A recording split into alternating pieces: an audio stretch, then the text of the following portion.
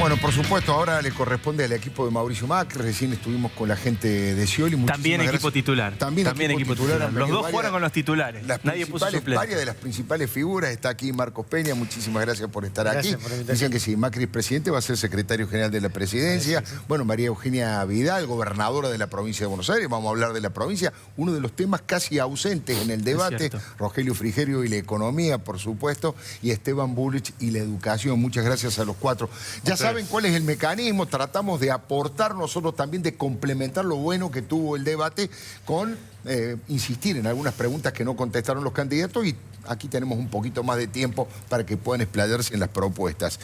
Preguntamos nosotros, pero puede contestar cualquiera. Nosotros le preguntamos a uno, el que creemos que tiene más que ver con el tema, pero puede contestar o complementar cualquiera sin ningún tipo de problema. Bueno, la primera pregunta, Marcos Peña, que hizo Daniel Scioli es: ¿quién va a pagar los costos del ajuste? ¿Quién va a pagar los costos de la brusca devaluación que tiene pensado llevar adelante Cambiemos?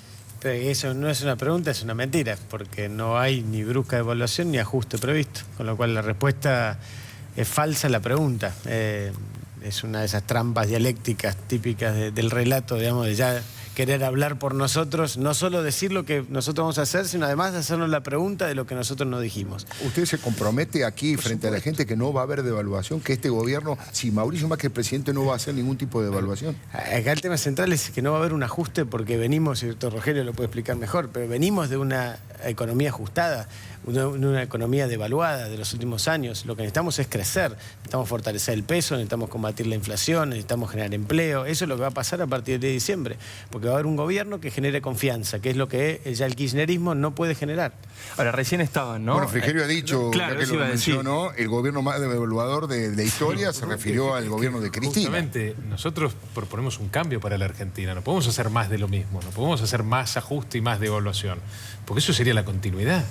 Este es el gobierno que más devalúa en el mundo. Llegó el dólar de 3 a 10 o a 14, tomemos cualquier tipo de cambio oficial que querramos. No hay otro país en el mundo que hizo esto con su moneda nacional. Y la gente lo sabe, la gente sabe lo que se podía comprar hace 10 años con un billete de 100 pesos y lo que se puede comprar hoy. Hace 10 años te podías comprar 40 kilos de yerba con un billete de 100 pesos. Hoy te podés comprar con suerte 3 kilos de yerba. Eso es devaluar la moneda nacional. Eso es que no te importe el poder adquisitivo de tu salario. Lo que vamos a tener a partir del 10 de diciembre, si la gente nos acompaña con el voto, es un gobierno que cuide el valor de su moneda, porque no es que el dólar está caro, lo que está cada vez más barato es el peso, lo que cada vez alcanza para comprar menos cosas es el peso. Y eso es lo que necesitamos, un presidente que tenga un banco central que respete la Constitución. El artículo 75 de la Constitución dice que el Estado tiene que cuidar el valor de la moneda nacional. Y hace rato que este gobierno no lo hace. Recién estaba, ahí donde está Esteban Bullrich ahora, estaba Gustavo Marangoni, y acá donde está María Eugenia estaba Silvina Batakis. Y entre los dos lo que decían es: nosotros decimos versus, digamos, Cambiemos, ¿no? Para plantear y para que también responda lo que acaba de ocurrir en el bloque anterior, que levantar el cepo el 11 de diciembre genera una devaluación, genera un dólar a 14, 15, la devaluación 13... ya está. Este gobierno, cada vez que emite pesos a lo pago para financiar el mal manejo de las cuentas públicas, la incapacidad de gestionar los recursos de la gente, para financiar la corrupción, ya está devaluando la moneda. Claro, pero dicen que si se sincera brutalmente va a impactar en los productos, en los alimentos, en la leche, en el pan, Alfredo, en el salario. Hay un tema que es central. Cuando vengamos dentro de un año, si la gente nos elige el domingo, ojalá, y nosotros vamos a poder mirar para atrás y recordar la mediocridad de la discusión que nos estaba planteando el kirchnerismo. La mediocridad en términos políticas, económicas, sociales. Se viene un cambio de época, se viene una etapa distinta en la Argentina. Y esa etapa es una etapa donde, con ese crecimiento que se va a dar, no solo en lo económico, en la convivencia, en la forma de relacionarnos, nos vamos a dar cuenta lo mal gobierno que es este gobierno. Más allá de las ideas que tiene, que uno puede estar de acuerdo o no. No ha gestionado. Ahora Entonces la economía también se mueve cuando hay un gobierno que tiene dinámica, que tiene un gabinete que trabaja, que genera oportunidades, que genera trabajo, y eso es lo que nosotros nos comprometemos. Digo, la gran pregunta que se planteó casi en términos boxísticos o binarios de gradualidad o shock, digo, ellos plantean hacerlo en un tiempo, de manera gradual, eso es lo que dice el Frente para la Victoria, y acá se habla de empezar el 11 de diciembre. ¿Cuál sería la cosa negativa con mucha claridad de hacerlo como lo dice Scioli? Nada va a ser de manera intempestiva, de manera de shock. Cada política pública que se adopte a partir del 10 de diciembre en un gobierno de Mauricio Macri, de Cambiemos, es una política que va a tomar en cuenta que detrás, precisamente, de esa decisión está la gente a la cual el Estado tiene que cuidar.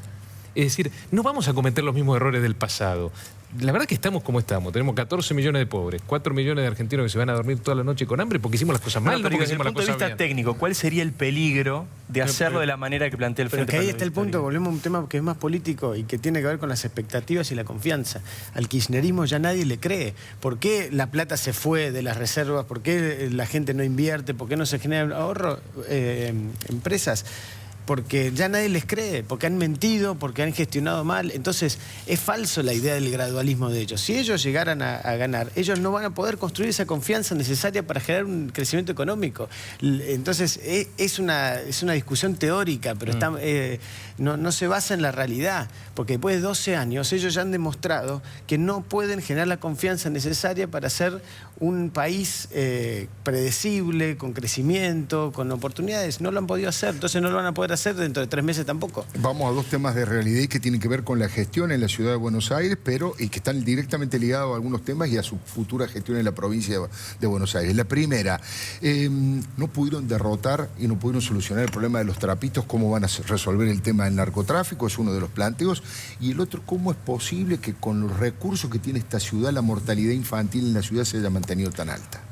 Dos respuestas concretas. Frente al tema de los trapitos, nosotros fuimos un espacio político que reiteradamente en la legislatura planteó el cambio de ley que se necesitaba para poder generar una política clara, para darle herramientas a los fiscales, para darle herramienta a todo el Estado, lo que se necesitaba para enfrentar el problema, y al mismo tiempo la Ciudad de Buenos Aires tiene y ha tenido un registro para aquellas personas jubiladas, con discapacidad, que realmente necesitan formalizar en determinadas áreas donde hay y tiene que haber estacionamiento controlado en la ciudad, un rol, pero no de manera anárquica, de manera extorsiva, donde la gente tenga que pagar por un lugar que debe ser gratuito. Y llevamos un proyecto varias veces que quienes no quisieron acompañar fueron los diputados del Frente para la Victoria, fundamentalmente. En relación a trapitos, esa respuesta. Más allá de que claramente en los últimos años el tema narcotráfico es un delito más complejo, más difícil y de consecuencias mucho más terribles que un trapito en la vereda de la Ciudad de Buenos Aires. El narcotráfico se lleva a nuestros hijos. No son, uno es una contravención, el otro es un delito gravísimo que se ha llevado a muchos chicos en la Argentina en los últimos años por la indiferencia, porque no pudieron, no quisieron, no supieron enfrentarlo. Y tiene consecuencias gravísimas en todo el país y también en la provincia de Buenos Aires, donde todos lo estamos sufriendo. Ahora, en relación a la mortalidad infantil, sí, tuvo en promedio el mismo valor que los gobiernos anteriores, pero y además bajó. No. Primero, el registro más bajo de la historia lo tuvo Mauricio Macri. En su fines del primer periodo, pues, principio del segundo, ya no recuerdo exactamente el año. Después tuvo un rebote y después volvió a bajar en el último año.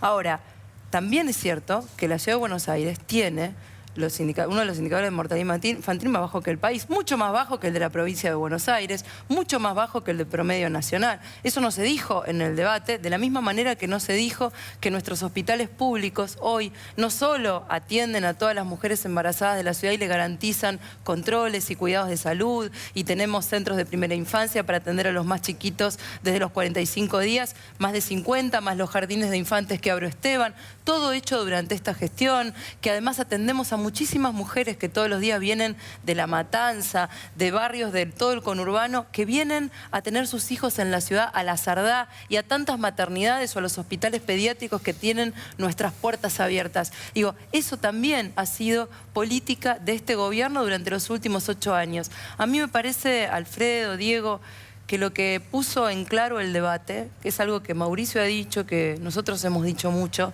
que es que en la política como en la vida lo que cuenta es lo que uno hace mucho más que lo que promete.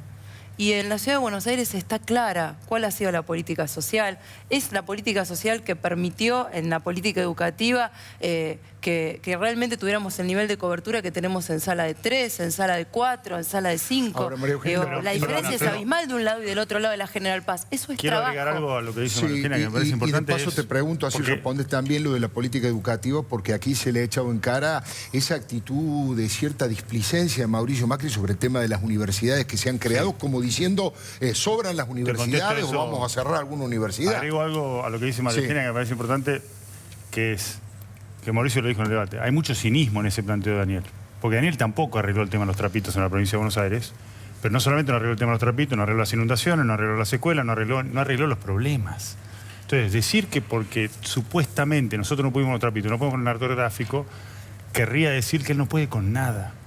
Entonces, ese es el planteo cínico y la pobreza de debate de la que estamos hablando. Hablemos realmente y comparemos gestiones, como dijo Mauricio también en el debate. Si María Eugenia ganó la provincia de Buenos Aires, es porque la gente dijo, acá hay que cambiar. O sea, lo que tenemos no está bien. Y lo que tenemos se llama Daniel Scioli, que es el candidato del Frente por la Victoria. Yendo a las universidades... ¿Usted cree que la gente castigó más la gestión de Scioli que la figura de Aníbal Fernández? Yo creo que es un error creer que la única razón por la cual se votó fue Aníbal Fernández. No, acá hubo una falta de gestión y hay una candidata que demostró tener la credibilidad para cambiar los problemas y resolverlos. Y aparte es genial, porque Scioli no tuvo nada que ver con la elección de la provincia, donde gobernó 8 años, ni tiene nada que ver con el kirchnerismo por el cual se presenta para los futuros. Y habla de lo que nosotros vamos a proponer. Es un planteo pobre, digamos, en términos de la realidad. Cinismo. Yendo a las universidades, sí, primero. En la universidad porque, no bueno, si ha generado impacto. No quiero hacer laburar a la producción, pero la frase completa de Mauricio es: hicimos un montón de universidades y faltan jardines de infantes. La frase se completa diciendo la falta de jardines de infantes. Y esto, Alfredo... Dijo, faltan 3.000 en el debate. No, pero y lo decía en esa frase de Tandil. Lo que pasa es que eligieron, para esto de el no, ¿viste? Agarran la frasecita de Mauricio de una conferencia de 20 minutos y le ponen los 30 segundos que conviene para el debate. ¿Por qué faltan jardines de infantes? Porque los 3.000 jardines de infantes, 900 de los cuales faltan en la provincia de Buenos Aires, hacen que esos chicos tengan posibilidades reales de llegar a la universidad. Entonces lo que dice Mauricio es: no podemos invertir en universidades que después logran que solamente 1 de cada 10 jóvenes en la Argentina lleguen al título universitario sin hacer los jardines de infantes en todo el país para garantizar que nazcas donde nazcas, en el lugar que nazcas, tengas la posibilidad de llegar a esa universidad. Si nacés en Formosa, en la Argentina del 2015, tenés 100 veces menos probabilidades de llegar a un título universitario que si nacés en algún barrio de la capital federal. 100 veces menos, Alfredo. Eso es 2 continentes de diferencia. Por eso decimos que la gestión en educación de Mauricio Macri va a ser: nazcas donde nazcas, cerca de tu casa tenés educación de calidad. Desde los 3 años hasta la universidad. Mauricio Macri va a terminar su gestión de presidente, si es elegido el día 22 de noviembre, con más universidades públicas y de mejor calidad. Esto es una garantía y una propuesta clara de Mauricio Macri para la gestión. Ahora, algo que decía Scioli en el debate y que planteaba recién también su equipo recién en el bloque anterior. Decían que había votado Mauricio Macri, o sea, Cambiemos, había votado hace 15 días en contra de la gratuidad de las universidades y que en la provincia de Buenos Aires corre riesgo la educación pública. Primero, la ley no era de gratuidad. La ley era de un montón de temas, entre los que se incluía la gratuidad. Pero la razón por la cual votamos en contra, en diputados, fue porque violaba la autonomía universitaria. Este es un valor tan importante en la vida universitaria argentina como la gratuidad. Te digo más, hay muchas universidades, esto no lo dicen públicamente, no sé si van a esperar a la semana que viene, que quieren que se vete la ley. ¿Por qué? Porque define desde la ley y sin consulta al Consejo Académico que es un alumno regular en la universidad y la forma de ingreso, que es irrestricta. Ya no hay más forma de ingreso. ¿Por qué hay un consejo académico? Porque son los que saben. Entonces, tener la soberbia de, en lugar de dejar que las instituciones universitarias, con sus comités y consejos académicos, definan la forma en que la universidad quiere trabajar, definirlo los diputados y senadores por ley, es un error. Es violar esa autonomía universitaria. Marcos, Hay un tema que es más ideológico por ahí que de gobierno, pero que se ha planteado fuertemente. Y la verdad que hubo un cambio en el discurso de Macri, en el discurso de Cambiemos respecto de las empresas públicas. De hecho, es cierto que votaron en contra de la estatización de aerolíneas, de YPF. Perdón, Alfredo, te corrijo. Yo era diputado y estuve como miembro informante en la Comisión de Aerolíneas. Nosotros presentamos un proyecto alternativo de estatización. Nosotros queríamos una aerolíneas estatal, lo presentamos con Lilita Carrió en la coalición cívica. Lo único que no queríamos hacernos era cargo de la deuda de Marsans. Nos hicimos cargo de 3.000... Bueno, pero una cosa es la coalición cívica y otra cosa es el partido que lideraba y lidera Mauricio Macri, que es el PRO. Pero hoy estamos... Pero votamos... Pero perdóname, el proyecto conjunto era una aerolíneas estatal sin la deuda de Marsans. No es cierto que queríamos las aerolíneas privatizadas. YPF querían una YPF nacionalizada, querían los AFJP. No van a modificar eso porque les gusta o porque no tienen más remedio que hacer. Hay dos temas ahí. Uno es, hace 10 años que están queriendo plantear que nosotros somos una fuerza ideológica de derecha neoliberal. No lo somos. En la Ciudad de Buenos Aires nos planteaba Filmus en el 2007 que íbamos a privatizar las escuelas, los hospitales, etc. No lo hicimos. Fortalecimos el Estado, trabajamos para los sectores más vulnerables, mejoramos el transporte público, mejoramos la salud, la educación estatal, etc. Ahora quieren agarrarse de la discusión, de muchas discusiones en los que cada uno de los temas tiene una discusión. En YPF considerábamos que la forma no era la correcta y que la discusión en todo caso era cómo traer un mejor sistema energético, no mostrar que uno tiene razón con un librito o con el otro.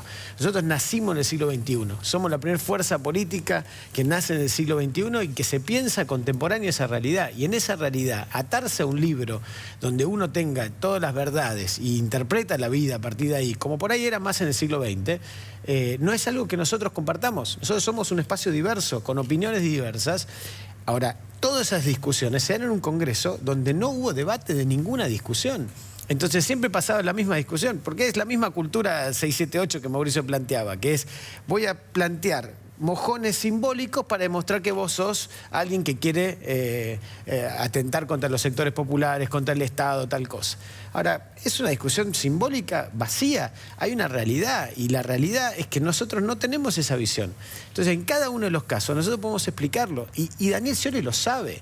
Porque, a ver, para el caso nosotros podríamos haber dedicado el debate a explicar la defensa ultranza del menemismo, las privatizaciones de YPF privatizada, que era el sponsor principal de Scioli en su momento, pero no lo hacemos porque no consideramos que esa sea la discusión. La discusión no pasa por el diagnóstico de qué hiciste en los últimos 20 años, sino qué es lo que vas a hacer de acá en más. Y nosotros hemos sido muy claros en todos esos temas. De hecho, nos han pegado algunos diciendo, no, cambia de postura. Si tenemos que cambiar de postura, cambiaremos.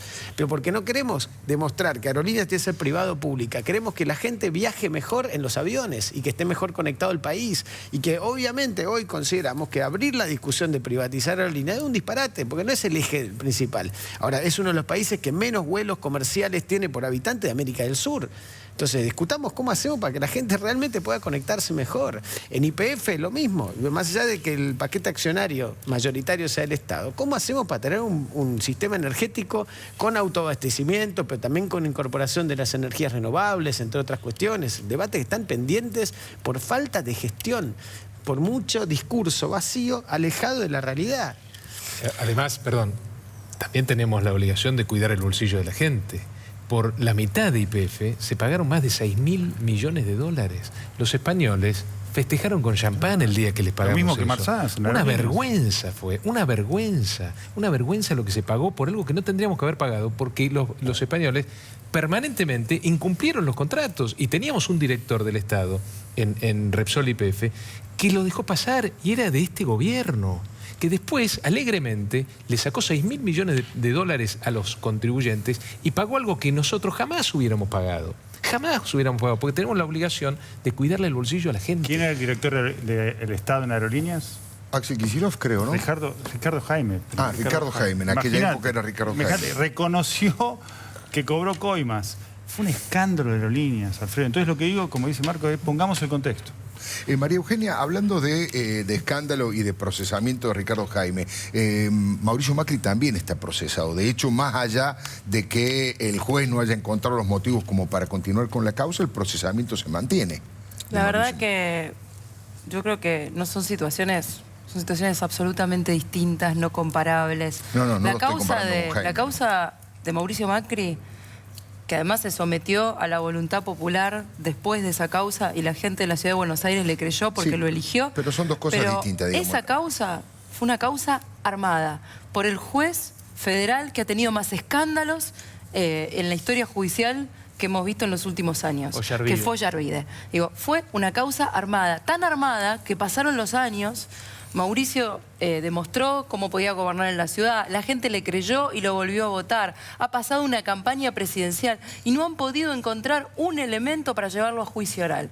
Digo, entonces, realmente creo que se ha sostenido con el único fin de que se siga diciendo que está en esta condición, pero claramente no hay ningún elemento en la causa que lo vincule, y no solo le creemos nosotros que estamos con él hace más de 10 años, la gente lo sabe porque ha habido una mecánica de persecución, ha habido una mecánica de sometimiento de esta forma de gobernar que se va a terminar, estoy convencida, a partir de diciembre, y que es lo que la gente también está votando. Está votando la utilización, en contra de la utilización del Poder Judicial, está votando en contra de la utilización de los organismos de inteligencia para afectar a quienes son opositores, está votando por volver a respirar, por sentirse aliviado, por no sentirse más sometido, por no sentir más miedo, porque se da cuenta, como decía Marcos, que una cosa es el relato que le quieren decir por cadena nacional y otra muy distinta, la que le pasa todos los días, cuando sale de su casa y tiene miedo, cuando tiene un hijo adicto y no tiene a dónde llevarlo, cuando tiene una justicia en la que muchas veces no confía justamente por estas causas que se le han armado a los opositores, como se lo armó en su momento a Olivera, como en su momento se le armó a Francisco de Narváez, porque no fue un caso, fueron muchos casos a lo largo de muchos años de abuso de poder. Esto también se termina con la esperanza que vienen haciendo ya en los últimos meses. Yo le quiero hacer una pregunta a Rogelio Frigerio. Todavía no está definido, pero todo el mundo dice que si no estará en Economía, estará en el Ministerio de Infraestructura, estará en esa área. En Infraestructura hay una crítica que se hace que es respecto de las obras que se le adjudicaron y los negocios que se le adjudicaron a Nicolás Caputo, un hombre de la íntima amistad histórica de Mauricio Macri. Yo se lo pregunté al propio ingeniero Macri aquí cuando estuvo. Él me dijo, todas las obras que se le adjudicaron fueron anteriores al gobierno. Hay información que dice que hay algunas empresas de las cuales también es accionista o tiene una parte de las acciones de las empresas que han sido adjudicadas por el gobierno de Macri. Pregunto sobre eso y pregunto, como decíamos recién, hacia futuro.